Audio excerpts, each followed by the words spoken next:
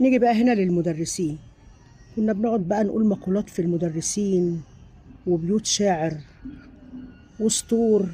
من علمني حرفا صرت له عبدا، قم للمعلم وفي التبديل كان المعلم ان يكون رسولا، والكلام بقى وكل الحاجات اللي الواحد نسيها اصلا ونسي حفظها دي من افعالهم.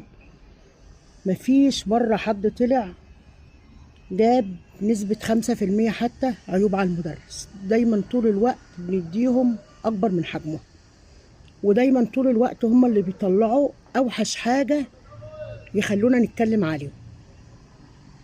من علمني حرفا صرت له عبدا، وانت صرت لهم ايه؟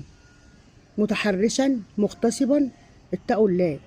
زمان كان في أفلام الأبيض والأسود لما كانوا يكون في رقاصة اما تتوب يشغلوها ممرضة. يعني انتوا بتبوظوا سمعة الممرضين والتمريض. ليه؟ لأن زمان أغلب الأفلام العربية القديمة اللي كانت رقاصة وتتوب يا سلام يروحوا يشغلوها في مستشفى تبقى ممرضة من غير بقى شهادة، من غير أي حاجة، خلاص تابت وبقت ممرضة. والممرضة اللي كانت تسيب شغلها ما تلاقيش حاجة تشتغلها برضو تطلعوها بتبقى رقاصة. بتوسخوا سمعة التمريض، مع ان الممرضين دول ملايكة، وانتوا عارفين الكلام ده كويس. مفيش واحدة ممرضة اتحرشت بمريض، مفيش واحدة حد اتحرش بيها بتخدم وبتبات بره وبتسهر وبتسيب عيالها عشان راحة المرضى هو شغلها او بتاخد عليه اجر.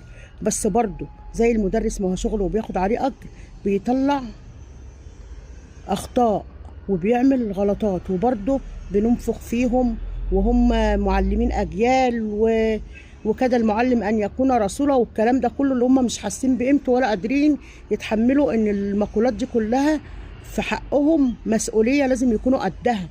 لكن الممرضة ملكة الرحمة دايما بتطلعوها في صورة وحشة ومش واخدة حقها في البلد، ولا واخدة حقها في فلوس ولا كرامة ولا اي حاجة خالص. زي ما قلت لكم الرقاصه اللي كانت تتوب تطلعوها ممرضه، والعكس.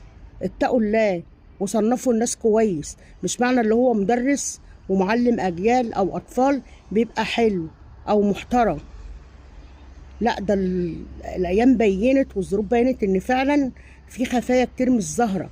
الاطفال اللي بيغتصبوا او بيتحرشوا في المدارس دول من المدرسين اللي المعلم كاد يكون رسولا ديت، هم اللي بيعملوا العمايل دي.